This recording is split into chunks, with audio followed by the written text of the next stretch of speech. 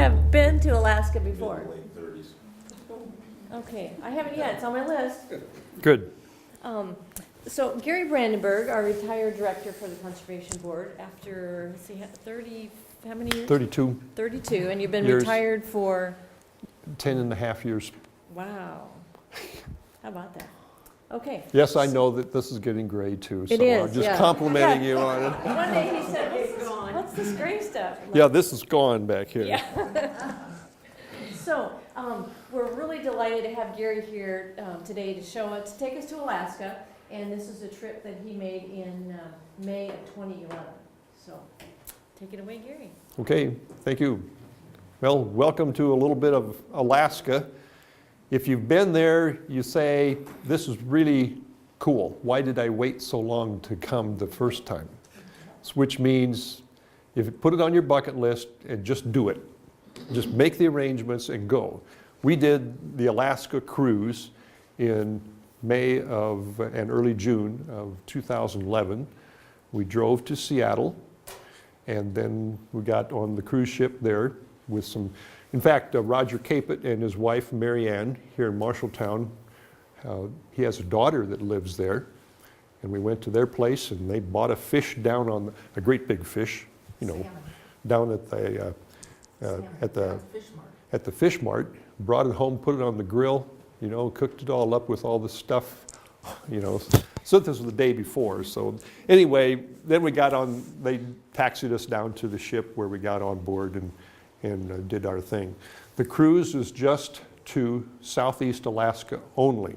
It was not all the way to Anchorage, because there are longer range cruises and shorter range cruises. There's big ship cruises, which is what we were on, which is just like a giant hotel, exclusive or not exclusive, whatever you want. I mean, it's just a floating yacht, casino, ballroom, first class plays, the whole 9 yards is all there.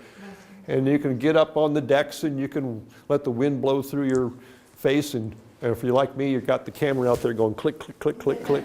Then pretty soon the batteries are saying, I need to be recharged, and you know, it was a great trip. So it was billed as the Inside Passage. And the Inside Passage, did I leave my little pointer down? I'll get it. Inside Passage of Alaska is basically restricted just to the southeast. It's called the Inside because there's all kinds of islands along the coastline. And if you're in a boat, whether it's a small boat, medium boat, big boat, or whatever, you want protection from the big open Pacific Ocean, because that ocean has claimed a lot of people. There's a lot of shipwrecks under there, and a lot of people still caught in, well, their bones are still inside that ship, wherever it is, just inside this portion of Alaska. And of course, from here, you've got to go down about this far along British Columbia before you get to Seattle. So we got to go past British Columbia and Vancouver and those areas. The Inside Passage with all these mountain ranges and everything is where ships could find relative shelter from the winds, not necessarily from high tides and things like that, but at least there's lots of, excuse me, old glacial carved routes and stuff through here that make it pretty easy for the ships to get through. Alaska is twice as big as the state of Texas, or a little bit more than that. So when the people of Texas start to give the Alaskans a hard time, they say, we're going to cut Alaska in two, then Texas will be the third largest state. So shut up. That's what they're saying. So that's what they're saying. So it works out pretty good. This is another view of Alaska from a National Geographic map. You can see how big it is, even going all the way almost out to Russia, where you can look across to another little Diomede, to an island, which is Russia, and the United States is just right next to it. And of course, a portion of Southeast Alaska goes right over here, and that's where the cruise was at, just within those particular portions. Okay. Time to flip over my map.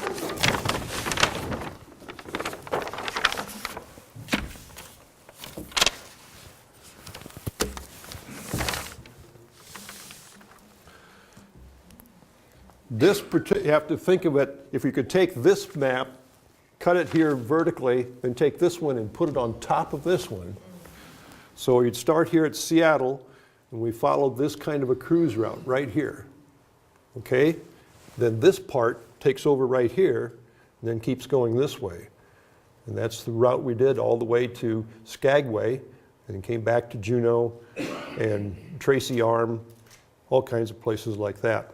So this is the route our big ship took. However, there's other little routes through here for different size boats that are possible, if you, depending on the size of a cruise that you would like to pay for and partake in.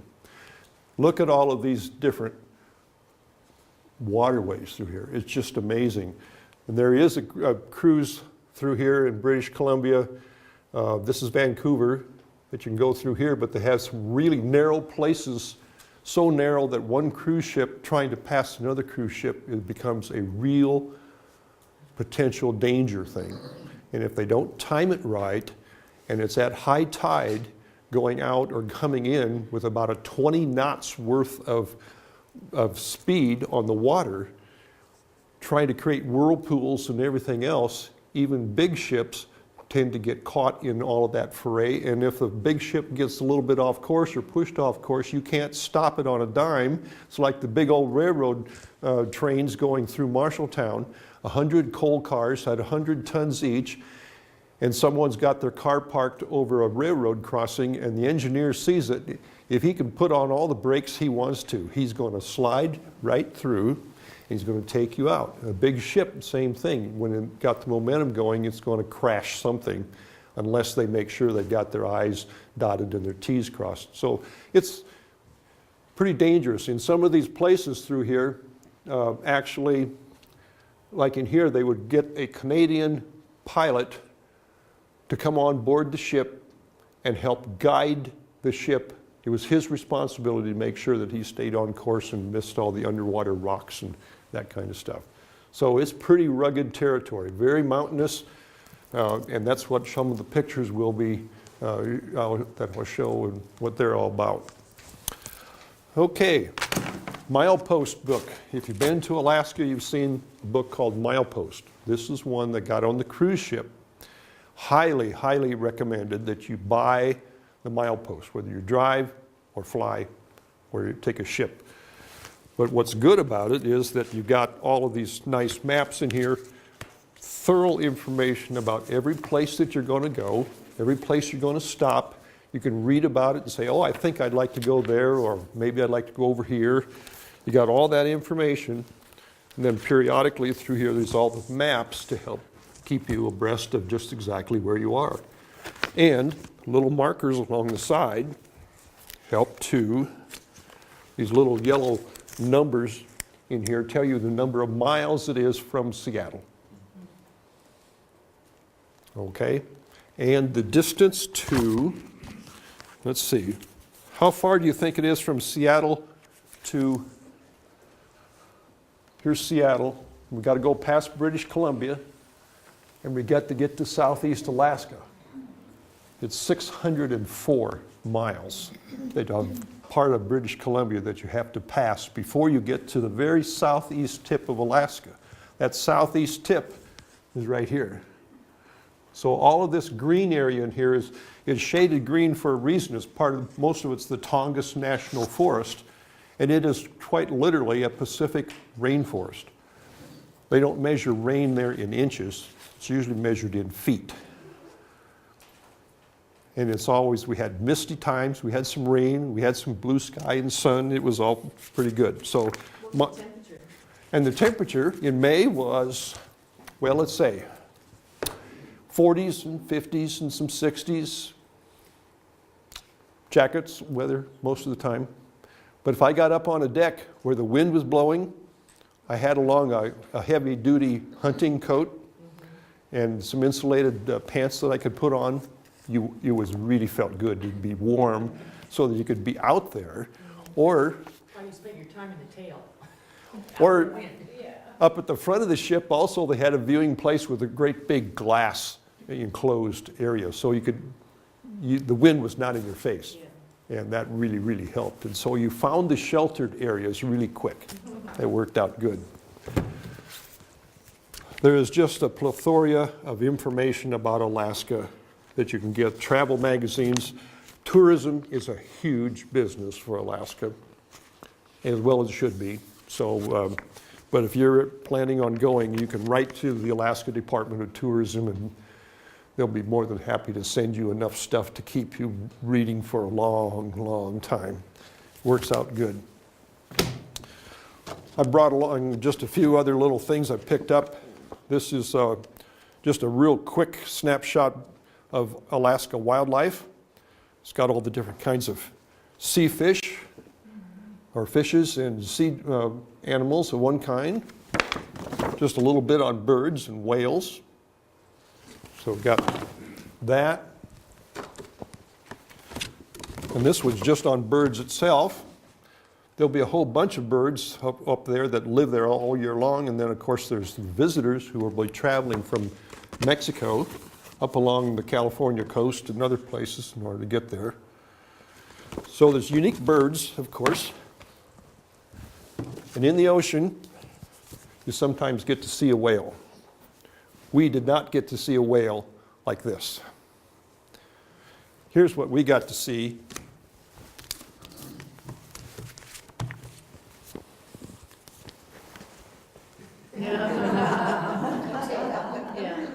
Sometimes we got to see that.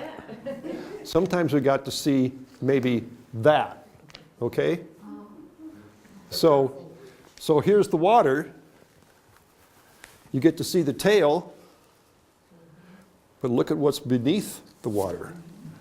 You got all of this, guys. So if you watch some of the television shows and you see an ad for Pacific Life or whatever this insurance company is, you see someone was out there spending a lot of time to be in the right place at the right time to see this. Okay? And then the water splashes. And it's great footage. It's terrific. It's called a photo shoot, yeah. But we didn't get to see that. I got to see orcas, he did not. Right. So she cheated. She's in the right place at the right time. How many different kind of whales do you think there are in Alaska?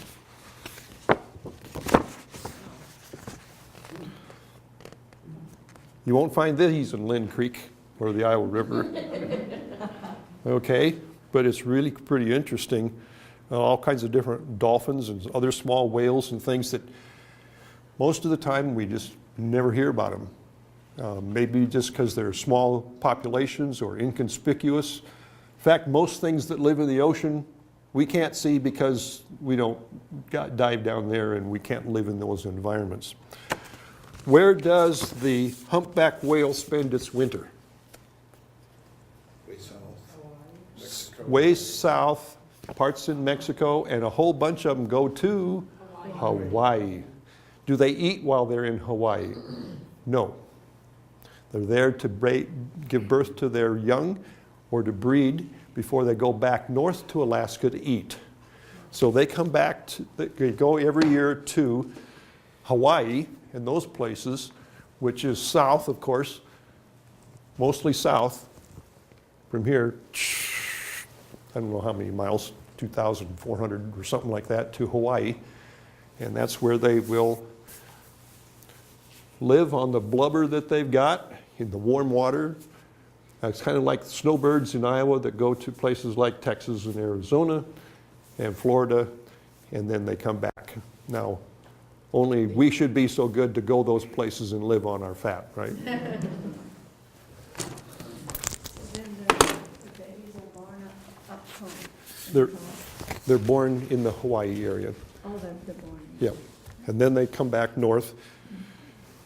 The krill and other kinds of things that they eat in the waters off of Hawaii are extremely rich water, extremely thick. It's just excellent place for whales to eat. And they have so it's interesting to watch that. Just a few pictures. This is the group that we were with, the Marshalltown Connections, or Mary Ann Capet's relatives from Arizona. Okay, so that's the group that we all met in Seattle and did our thing. And of course, you go to the Seattle, you go 500 feet up in the air to the top of the Space Needle.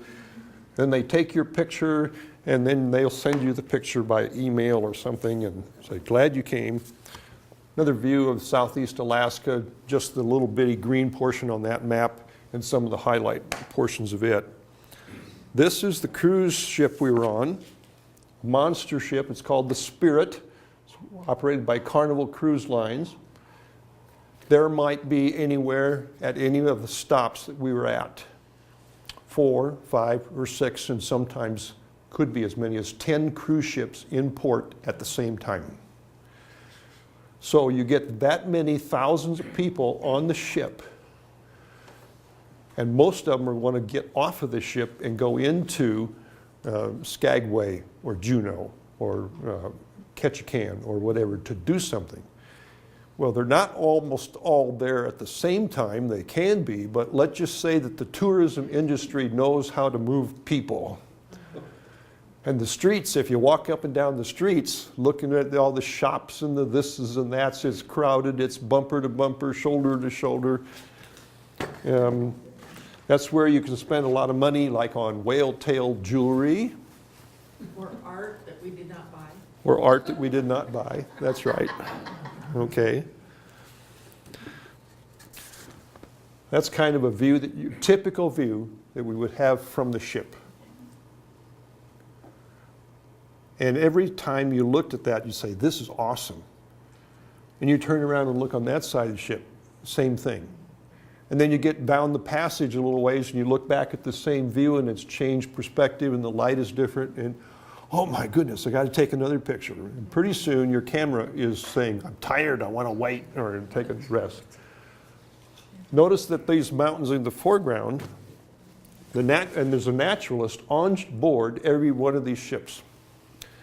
The captain at the bridge, when they get to a certain kind of place, if they don't, depending on what other thing is happening on the ship, if it's a noon meal and most of the people are not supposed to be leaving their table to go out at the deck and look at something, or a supper meal or a program, he'll just keep quiet. But if it's between these things, he'll send a beeper message to the naturalist. And that's when, Diane, you have to earn your money. Yeah.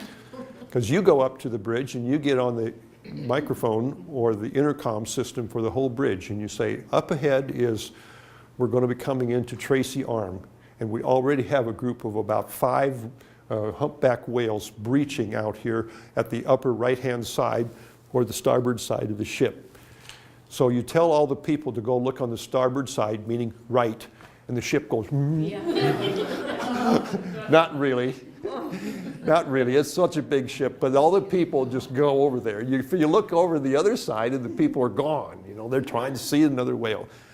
But the naturalist gives great explanations of everything, and including the landscape.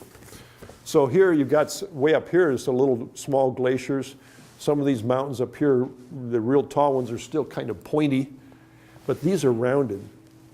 And I don't know how many times the naturalists helped drill into our head the fact that these mountains with the rounded edges are rounded off because glaciers sandpapered them off like a rough piece of wood, where the sanding paper just went back and forth, back and forth, back and forth, took all these pointed mountains like this.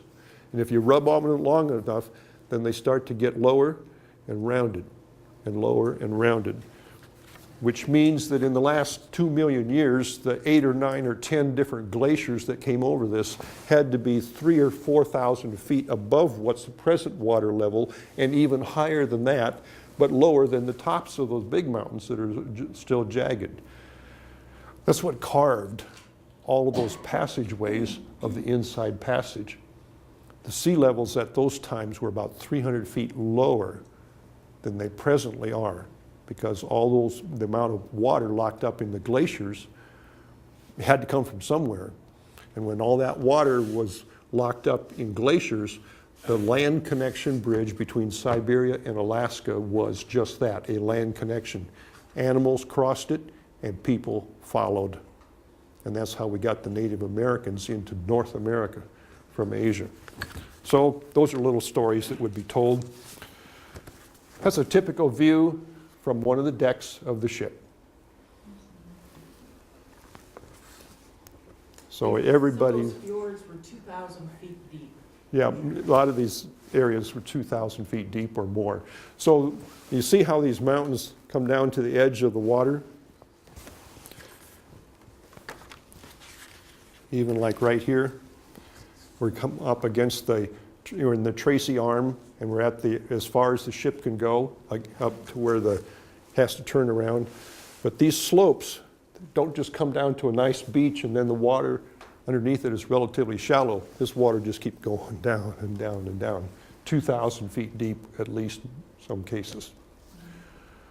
So all this is ice going all the way back there. So, excuse me, the Tracy Arm was a place where the ship gets narrower and narrower, and this big ship is getting closer and closer. He's going slower and slower, and pretty soon you just kind of stop, reverse thrust a little bit, and you just sit there and watch what's going on. Then to turn around, at the front of the ship are some engines that are side thrust, and at the rear are some engines that are side thrust. This one goes this way, this one goes this way, and the ship literally just turns on itself, gets 180 degrees different, and then goes straight back out. That's how you maneuver a big ship in a place like that. This is at Juneau, the Mendenhall Glacier. And this was not on a ship, this was on a hiking trip to that. The naturalist said, we won't be worried about the bears because we make too much noise. And everybody said, yeah, right. Well, as long as I can run faster than the naturalist, we're good. You've heard that joke, you're putting bells on your shoestrings. That's so that when they look at the remains, they can identify who you are or something. There's a whale tail, but the most that we saw of the big whale. This was a piece of the whale art that I really liked because it showed a whale under the water. Is really well done because you got the blue blown glass kind of a situation there. Shows the actual animal in its life size or a scale size. The press had too many zeros before the decimal point. Okay, so I don't decry the artist for wanting that kind of money for this work, but it's just that it was out of our ballpark. Another thing you can see from the ship, of course, are icebergs. Most of them tended to be tiny, and they would just kind of slide past. So we did not watch the movie The Titanic while we were on the cruise. Okay, didn't want to watch that. The birds out there are kittiwakes. And we don't see those in Iowa. We did take a trip through misty fords. In every port that there are float planes all over, because that's their taxi. It's how you get from one place to another. It's how supplies get flown from one to another, people from place to place. They'll load up a de Havilland beaver or otter or something like that until the floats are still out of the water, and then they're okay. And they'll fly people all over the place, including tourists like us, and we flew into Misty Fords. Misty Fords is located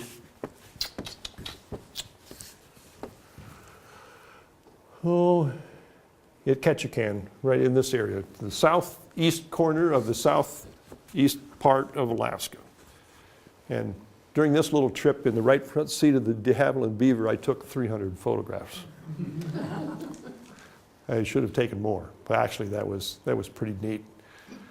And we flew around into an area, and they went to a place called the Punch Bowl.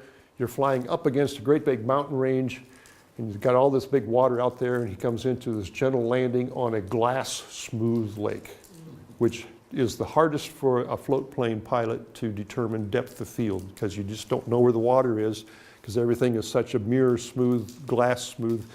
He's coming down at about 50 feet per minute, just really slower and slower, and pretty soon the floats touch.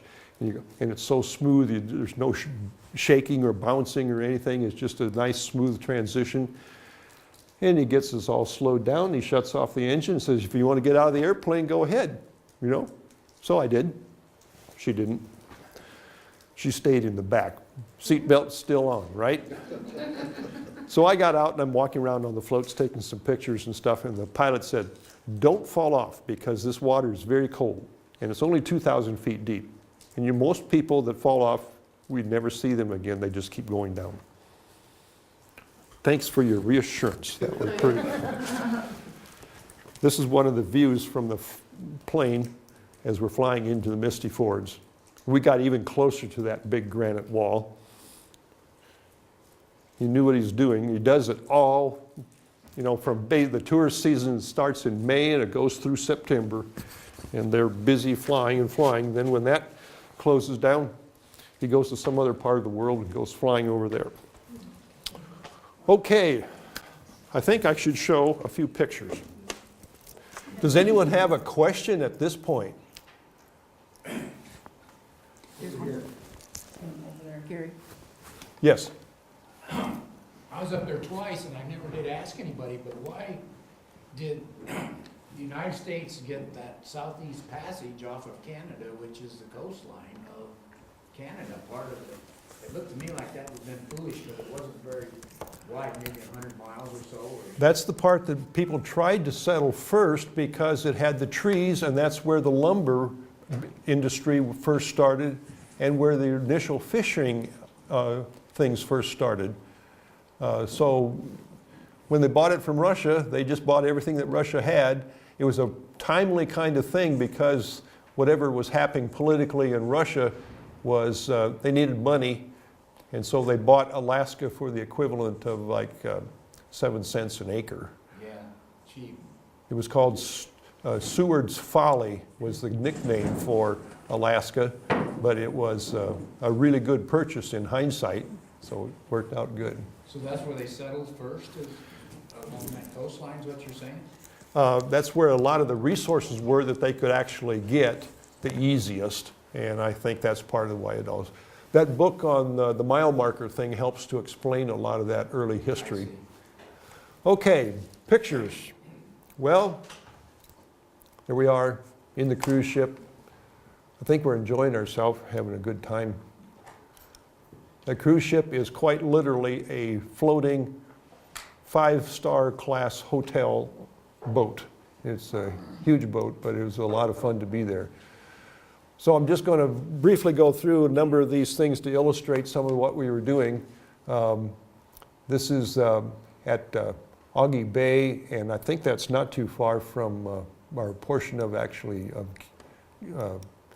Ketchikan. We're going on a whale watch, and this is one of the boats that goes out to do that. It's a rubber inflated kind of a thing. It's a really heavy duty thing, but it's a rubber based hull with aluminum setting that goes on the inside of it. And so we had a naturalist on board also that helped explain what's going on as we did. It was a lot of fun. See our naturalist, the pink coat. Little Miss Pink Coat. Diane, private joke. So we're out on the water, headed out to go look for whales. There's our boat driver. He gets to do this all summer long, and he knows what he's doing. Now, I was on a boat like that. Yeah. We separated at that point. So there's the whale hump, humpback whale back. Doesn't have very much of a fin, you know, just a little, and the tail's over here. I don't think I ever did see the actual head come up bobbing out of the water while he was doing their things, but we sometimes see one and then another. You see these little puffs of exhalation of their breath, which look like steam puffing out of and that's why you'd see it. And sometimes they'd be kind of close to our little boats, and sometimes they wouldn't be. And they're just getting ready to dive down. There would be buoy markers out in the channels for the bigger ships to pay attention to. So what do you see here? Sea lions. And what do you see here? That's a bald eagle. Oh. At the very tippy top is a bald eagle, using that as his lookout perch. There he is again. Sea lion. Another sea lion thinking that all his real estate is taken. Where am I going to rest? It doesn't go to work. So they're interesting to see. Go through those kind of fast. There's the whale tail, or whale back, just getting ready to bounce. And looking in the background, a little lighthouse kind of thing over there. And the person who operates the lighthouse gets to live there. Talk about desolation. That would be pretty much it. Every whale has a unique kind of fin shape and colors and spots. And so from the back, once just before it's getting ready to go down, photographers will take pictures of the whale tail. And they have catalogs, literally page after page of them. They get going well enough that they can look at that tail and say, oh, that's Martha, or that's Jake, or that's Sam, or whatever. And they get really good at it. It's kind of interesting to know what they're doing. But they just slide in so effortlessly and gone. Now, looking at my model, just remember how much whale there is that you can't see, which is 99% of it. So we got to see a lot of that kind of stuff. It was fun. Sometimes you'd be close. They wouldn't try and actually run a boat up close to the whale to get close. It was up to the whale to approach the boat if it was going to do that. So they tried to retain a respective distance from it. But if the whale got close, that wasn't your fault. It's the whale just did it out of curiosity or a luck of timing, whatever that was.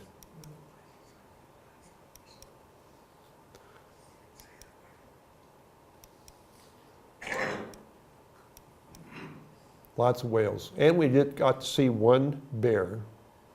He happened to be out on the beach. And so it was a long way away using a 300 millimeter lens to try and get close and take some pictures. There's a little small boat, fishing pipe boat, and then this stairway type thing up to the guy's house. What kind of bear was the brown bear? That was a brown bear, a small brown bear. Then we got done with our whale watching cruise, and over the edge of the dock were some people on shore that had rented some kayaks, and they were going to go out into the water and maybe do a little whale watching themselves. That could be interesting, or not.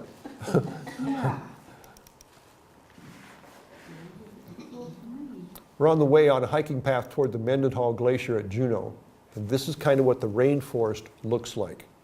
The trees aren't terribly big, but they're terribly old, and if you were to walk in this area right here, it's all spongy, like you'd be walking on 12 or 14 or 24 inches worth of soft, water-filled sphagnum moss kind of stuff. Really, really soft.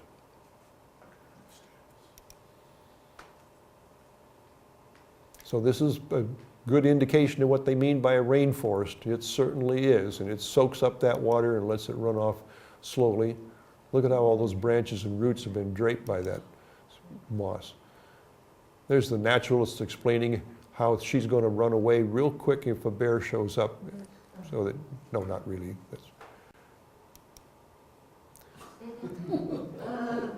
She was took some of this moss stuff and put it on her nose and called it her mustache. I emailed this copy of this picture to her after I got home so that she could. It's fun to have fun with the people. Here we're on the walking path, and you can see the mountains in the background. It's kind of cloudy and misty gray and everything. We're wearing just normal coats. I suppose the temperature out here that day is about 50 degrees or so. Not too bad.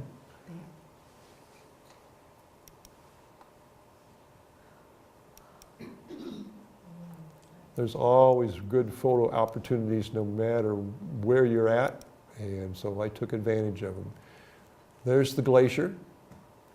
Here's some of the calved glacier pieces that are just kind of sitting there in this bay at the moment. Some of them are floating, and some of them are actually, the bottoms of them are sitting on the bottom itself until the next high tide would come up, which would kind of float them free, and then they might move a little bit. So that's the way that worked. But you can see how the various water levels have carved that ice into some unique shapes. This is the Mendenhall Glacier. And with a kayak, you could get closer We did not see any of the big pieces of ice falling off on this one and crashing into the water. It happens, obviously, because that's what glaciers do. You know, you got all this ice from my ice fields up here that's moving down many, many miles and coming through and doing that. Now, glaciers up there, you can look at it and see it, it's the real thing, but in the last 1 million years or 2 million years in Iowa's geological history, in the book about Iowa's geological past, we've had 8 or 9 glacial episodes that have covered all or most of the state of Iowa and parts of the Midwest. And glacial ice over the Story County area like Ames was estimated to be 800 to 1,000 feet thick. The left edge of that glacier, the lateral moraine was just west of State Center about a mile, and where it kind of thinned out. So we have our glacial history too. Here you get to see it in real life. It's just amazing to see how much ice there really is. It's amazing stuff. The water was cold.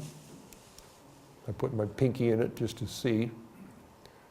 And here was the water coming off of the outside edge of the glacier. And if I went over to the nature center area and didn't have time to, you could go on a pathway and these are people out here. I'd like to have gone there just to be able to take another perspective of what the view would be like with the camera.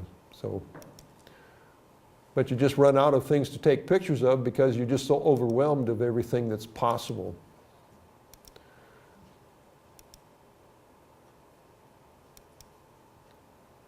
All of that dirt and dark rock and debris that's in here has come from many, many miles. It's all kinds.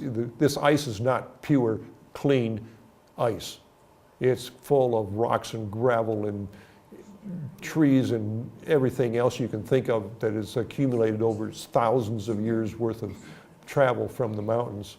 And so that stuff all has to eventually, when the iceberg calves, it falls into the bay and it is loose and it falls down to the bottom. Here's the nature center, what I could have gone to if I had walked up along this way, then down these steps, and then gone over to that big waterfowl area.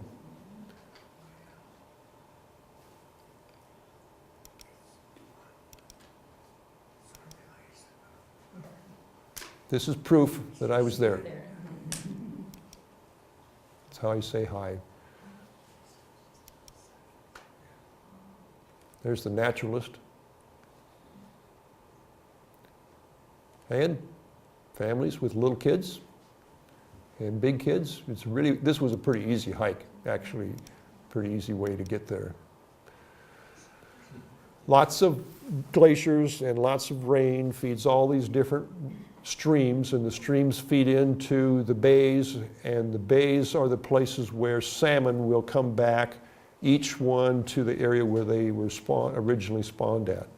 They can smell how to get home, and when that salmon are returning, the bears know it, and the bears come there to get extremely fat and live well. Then they go in the woods and they leave bear poop behind, and the bear poop helps feed some of the different plant.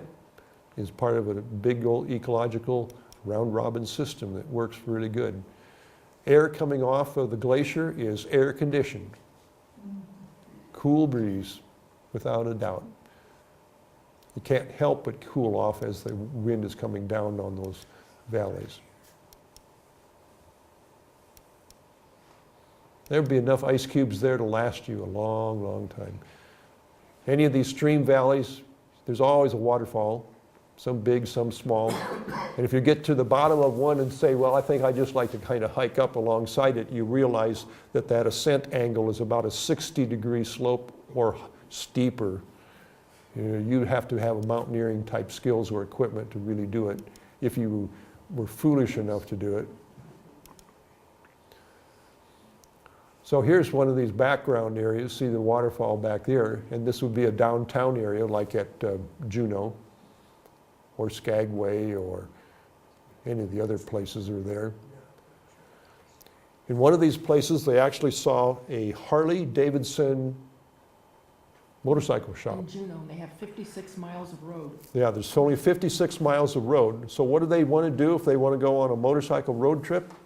They go 56 miles that way, turn around and come back. That makes 112. Or they get on a ferry and go. Yeah, the marine highway system, they have ferries, which are big boats that'll carry motor homes, semis, your car, your pickup camper, you name it. They just stuff them in there. And then you take the marine highway to the next town down the road and drive off. And then drive in another place where maybe they only have 40 miles of roads and get back on and do it again. Here's a bunch of the people getting ready to come back on the ship, up our gangplank, show them all your appropriate papers and identification. They have a really good system when you get off and on the ship. You scan that information, they know everybody that's on the ship. They have a photograph that everybody's on the ship. And if you're not back on the ship, their computer systems tells you that Mrs. and Mrs. Jones are not here. And they'll try and find out where you went. They just don't leave without you. But point is, they keep track of everybody. I think, obviously, they don't want to leave people behind.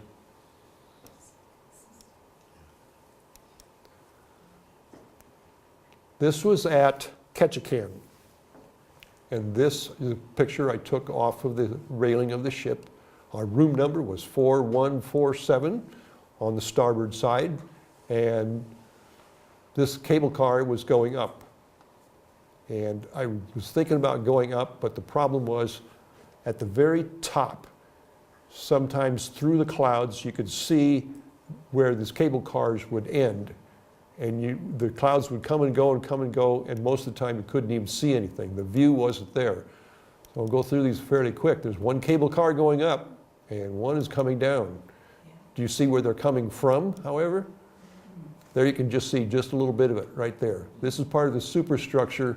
If anybody that was up there was basically going to look outside the windows and see nothing but white. That's just the way that was going. So I settled for a few pictures. See how the clouds allow that to go, fade in and out. There's about the best view of it.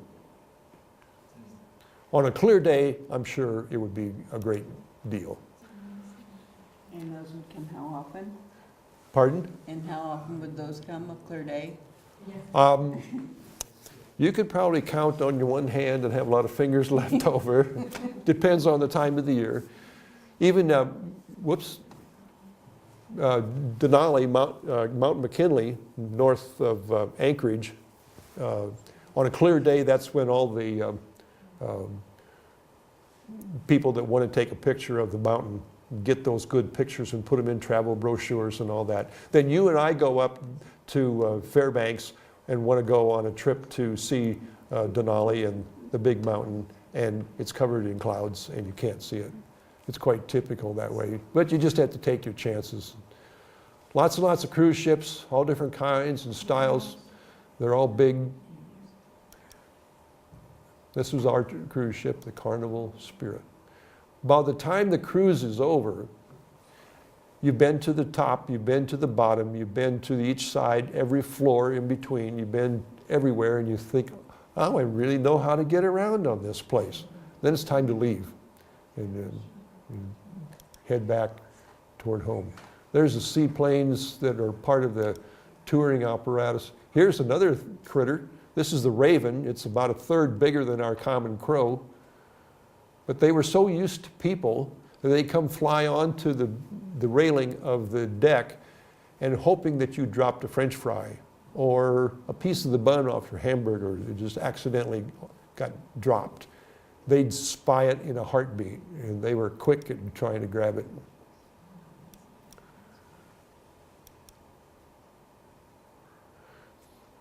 You can see a cruise ship back here.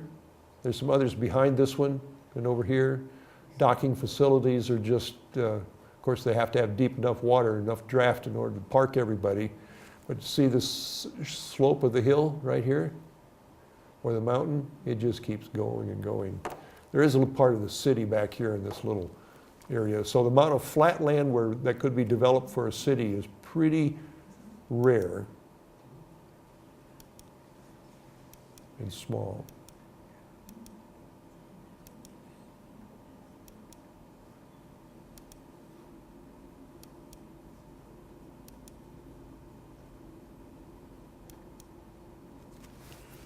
I should go back to this one. She went all the Alaska for this big tour, and all she bought was a purple T-shirt. And some earrings, and a necklace pendant, and what else? That's pretty much it. Oh, and we had a good time.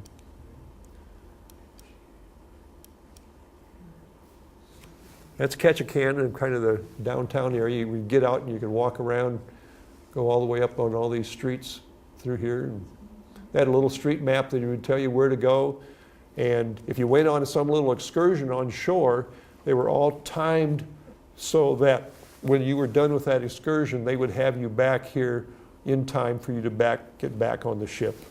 They know what the schedule was. They weren't going to take you out there and forget about you and then have the ship call and say, where's Mr. and Mrs. Jones? They just wouldn't make it go that way.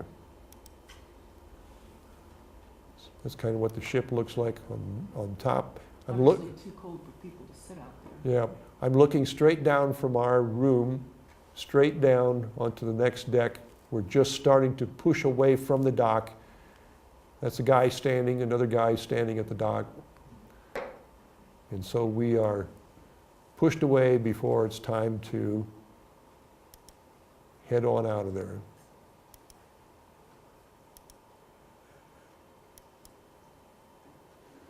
Now this is my idea of a truck. It's a cab, I think of a Chevy type truck. I'm not sure. But the whole thing is pretty unique because it's amphibious. Yep. Yep. They'll drive this thing down a dock and it's a big boat in and of itself. I don't know how they've sealed the engine and its breathing pipe in order to get air has got to be, up above somehow, but it does. And so he just drives it in the water and goes out into the harbor and does its thing. And at the back end of the boat or the truck, there's a couple twin screws for, regular boat type propellers. So they have to use a lot of water repellent grease and certain kind of things and waterproof bearings and you name it. Whoever figured that out is probably living in Hawaii full time. Oh, I wanted to mention here on this. This is common. Here's an individual's house. There's his boat or two over here. There's his airplane. And this is Bobby wishing that Gary would get off of there because he just tried to make a deal to buy it. Just kidding. But anyway, this is typical. You got a boat, a plane, another boat, there's your house. It's all high enough that at high tide, when the water is really high, that your house isn't going to, and then you get these long, long gangplanks, of course, that go up and down with the water. It's interesting, but I don't really think I'd want to live there. How's that, okay? Good place to visit.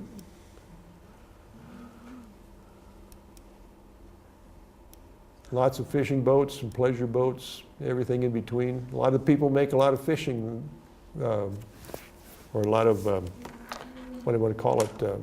They make their living, fishing or tourism or both, or a little of all of that. Okay, I think that's, Let's hope so. I'll take care of some questions and then we'll be good.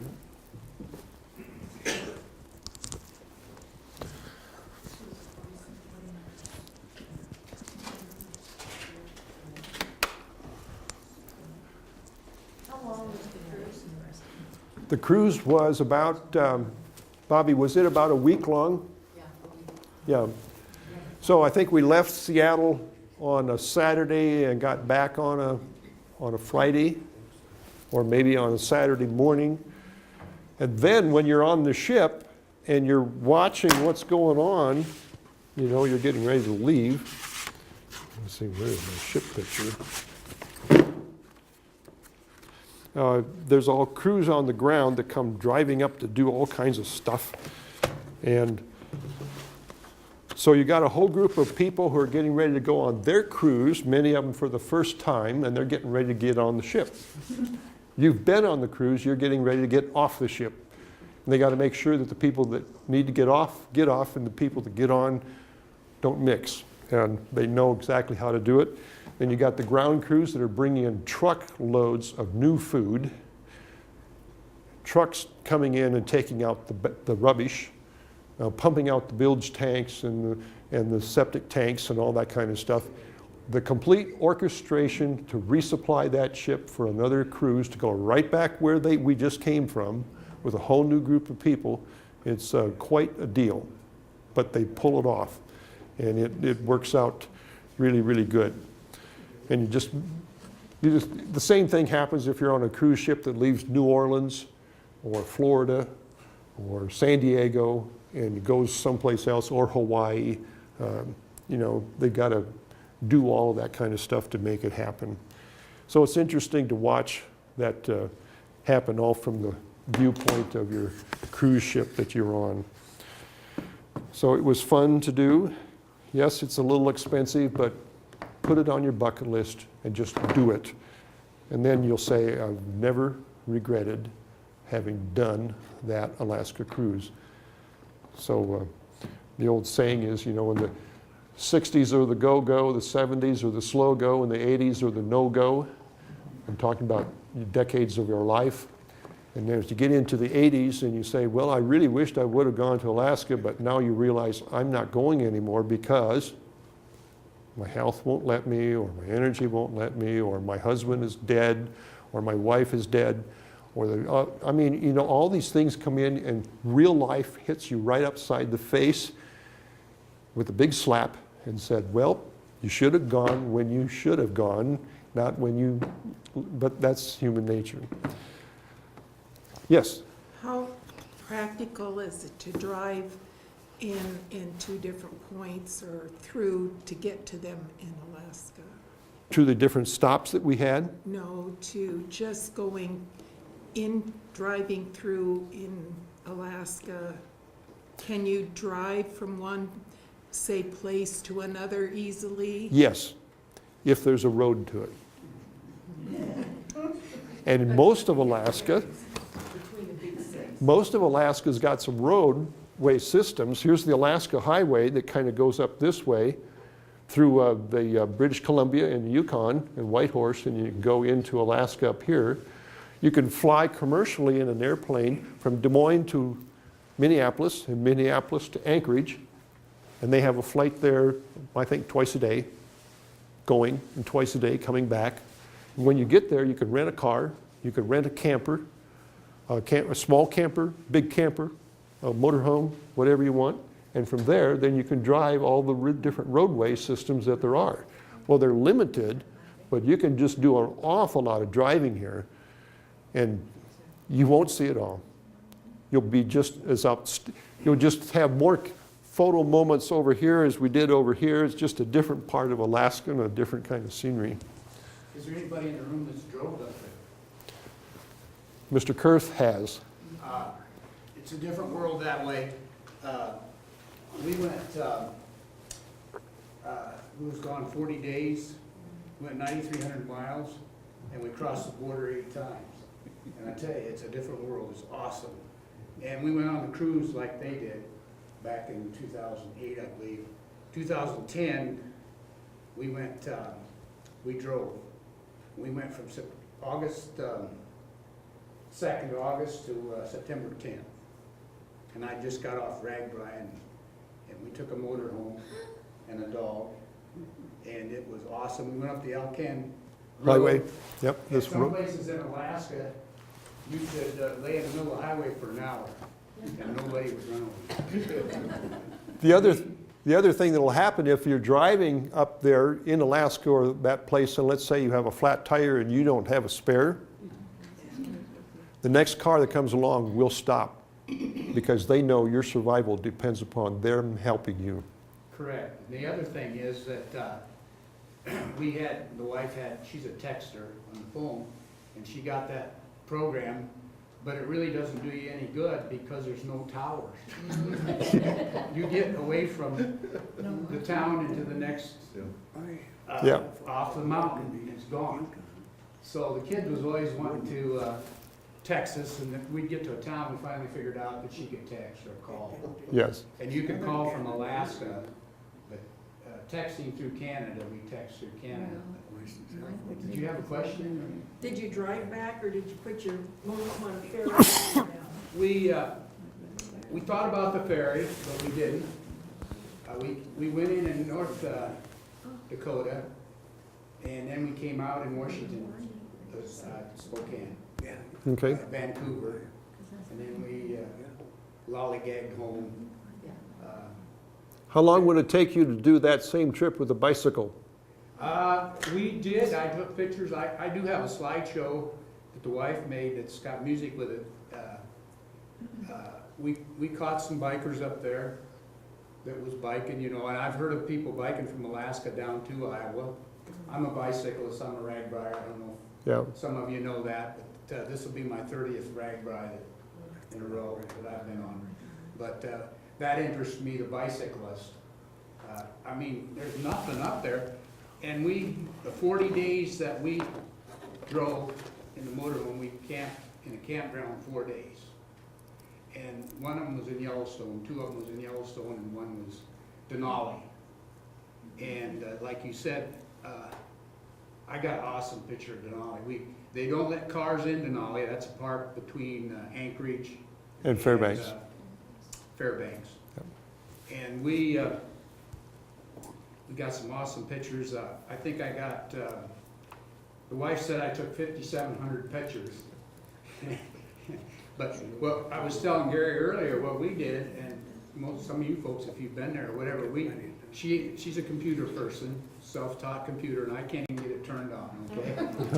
But I was taking the pictures, and we would, at the end of the day, we had a kind of a schedule. We'd only maybe do 200-300 miles a day because there was so much to see, but nobody out there.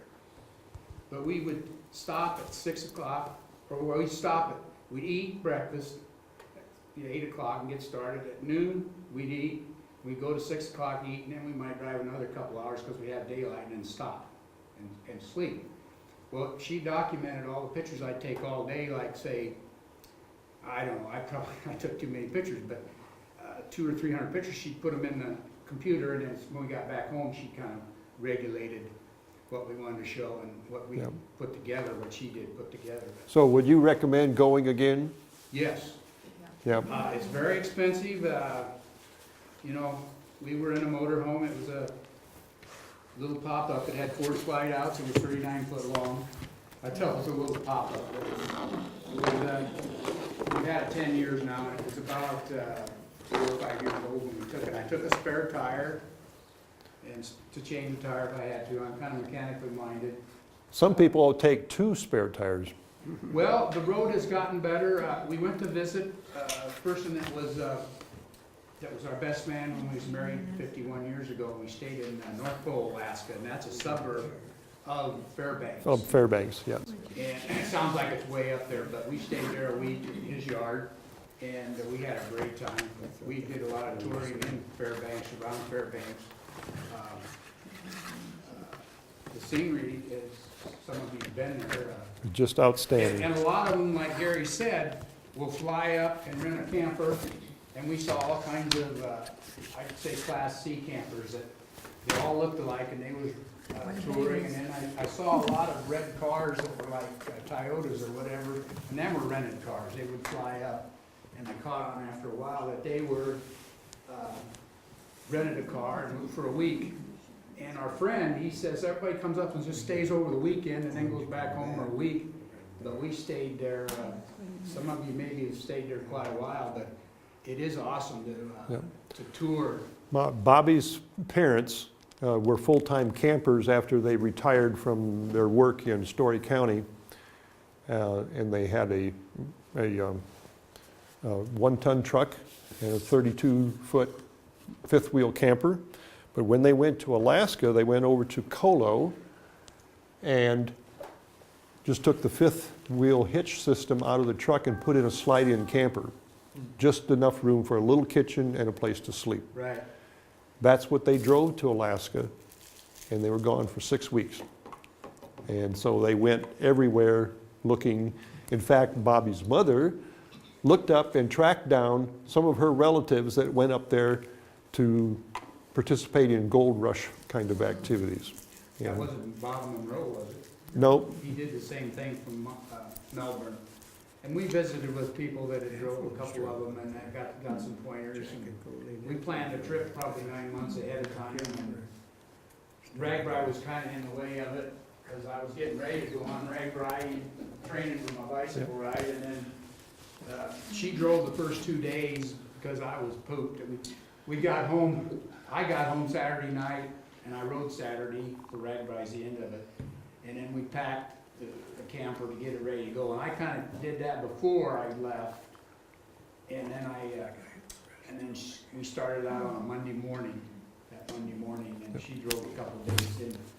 Then we went to Minnesota and got in North Dakota, and then one of the points he made about working on this trip ahead of time is that you get a vacation planner like this and you read it, let's say this winter, because you're going to leave next May or whatever, or June, and then you can get the guidebook, the milepost type things for either a ship or for driving. Get that ahead of time, read through it, and then when you're going, it becomes your Bible. it does. This- Driving, it's every mile, it was like you had a tour guide with you. Yes, And there's and nobody out there. it tells you on mile number 655, get ready to look on the right-hand side at the river valley, the blah, blah, blah, and you'll get to see where such and such thing happened. And you get there, and it's there, just exactly the way they told It's you. perfect. And then they'll tell you that the next town is only 75 miles away. Or 200. And Get gas. you get gas, you fill the tanks, you get your food, stay a day or two, whatever you want to, before you go on. So you know all ahead of time, all the hazards, so to speak, of travel are well laid out for you. You can't say you didn't know. And when you're in that kind of country, you have to be prepared to survive, I guess, is really what it amounts to. Yes, ma'am. Here's another option. My son flew up there. His cousin worked for a flying service that flew people over Mount McKinley. Yes.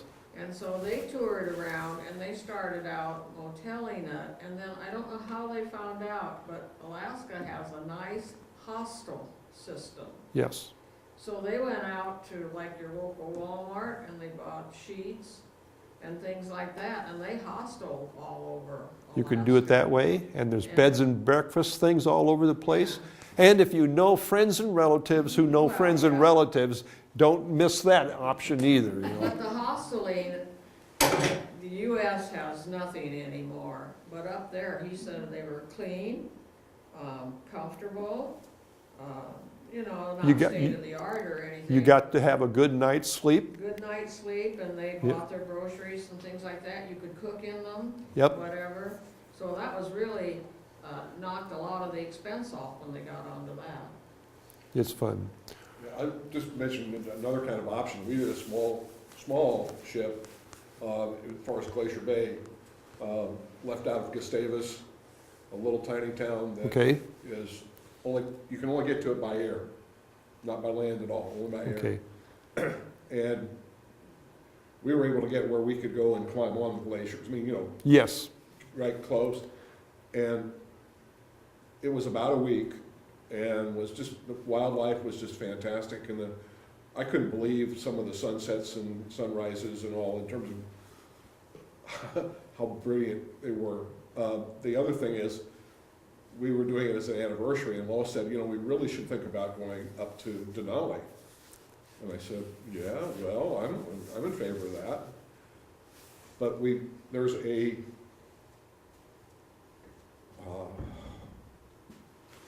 place that is at 90 miles back in, where you're almost as far as you can go. You're not very close to Wonder Lake. And they have either rustic cabins or more motel, depending on what you want to choose. I will never forget stepping out of our door one night when I had to make a little trip down to the path, Yes, to our outhouse, and it was that kind of a light that you get when it's midsummer. that alpenglow kind of light. Yeah, kind of, yeah. And I just stepped out and the mountain is there and it is just, I just kind of go, Yes, you just, your jaw drops and it is like, I don't care how many pictures you've seen. the pictures really can't do it justice, No, don't it just kind of blows you away. they? Yeah, And that, we took advantage of taking the Alaska Railroad from Anchorage up to Denali and then back, and then flying back out of Anchorage. But good. there are so many different ways, and you just find what you're interested in. It just is. It's The good. options are incredible. Well, What yes. time of year did you go? We went July, was it? What year? 06. Okay. Is there a way to tell with the glaciers and the soil deposited in the crevices, whether it's soil from abrasion or from air currents? I think it's a little bit of everything up there. By the time the soil gets to the toe of a glacier, the mixture of rocks and gravel and sands and mixtures of everything at the toe of the glacier, it's been literally thousands of years since it may have been deposited way back up into any of these valleys.